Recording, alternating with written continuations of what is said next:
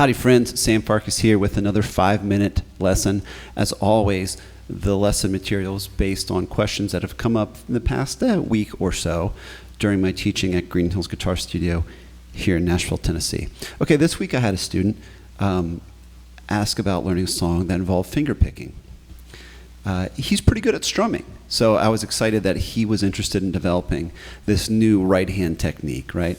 And when we talk about finger picking, we're talking about it in the most, I guess, popular or conventional sense.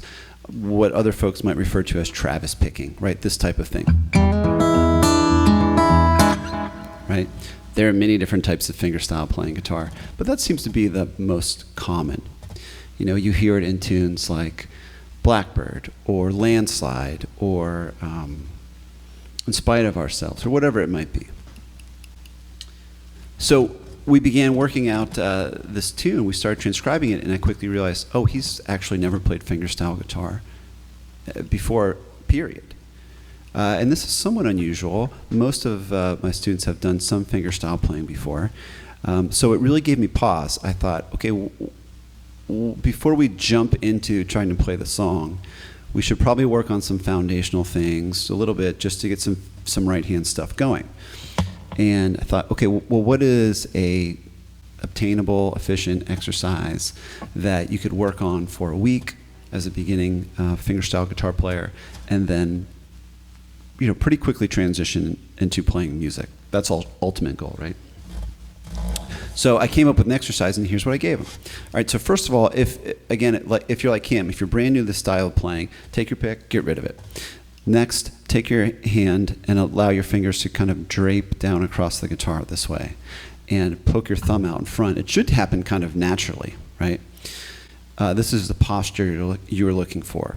If you look straight down at your hand, you should see a bit of a kind of a triangle of space, right, in between your thumb and your index finger. This is good. This allows your thumb and your fingers to move independently of one another, right?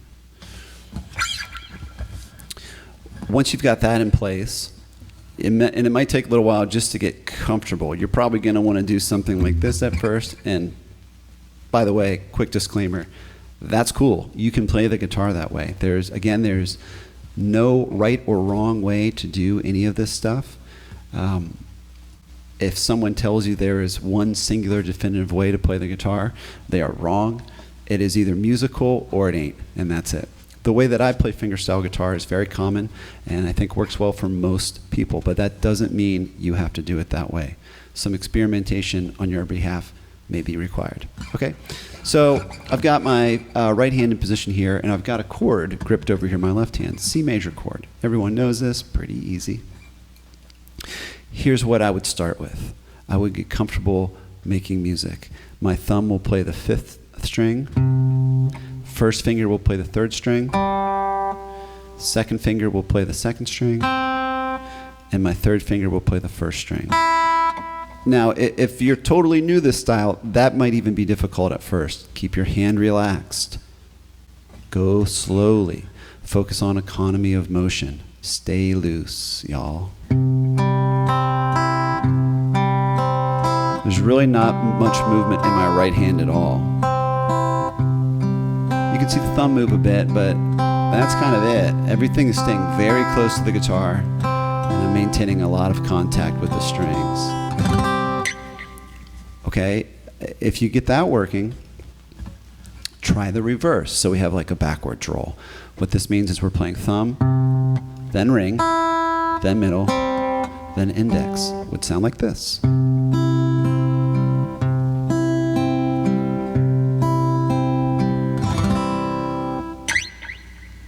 Good place to start. Okay, if you're feeling confident with that, if you can play it musically and in time, and by the way, play it slowly if you're struggling. We want to add a little bit of complexity to this.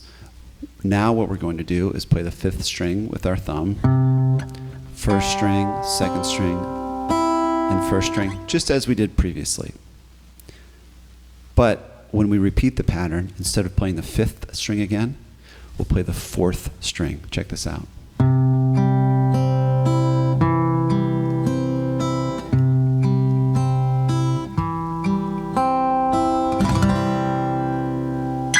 That's already sounding pretty musical. We could take that same pattern and now change the chord in our left hand. I suggest something easy at first. If we're playing a C chord, an A minor is really close. We don't have to do much at all. Take a listen.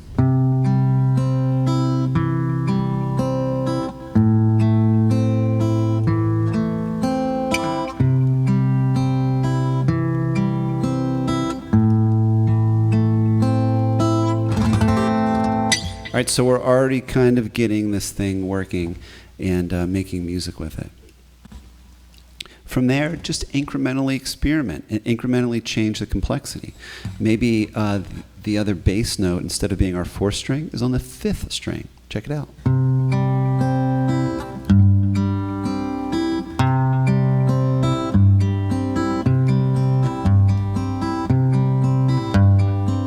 Maybe we want to change the pattern.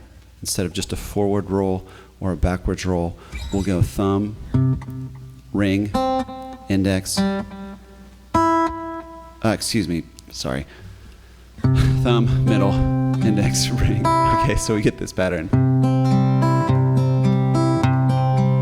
Alternate the bass note.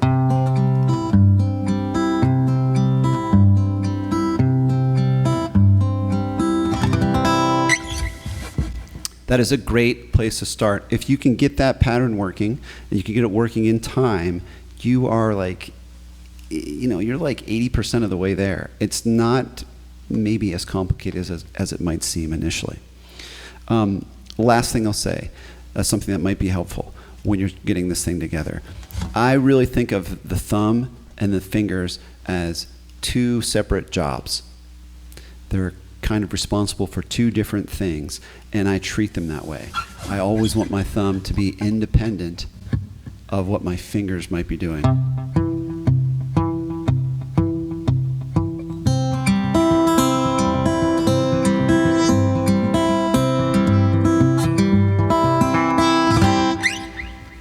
Right? When they come together, the fingers and the thumb, they'll form a cohesive singular rhythm, but I want to have independent control over both those and kind of conceive of them as doing 2 different jobs. Okay? I hope that helps. Go slowly, be musical. Have fun.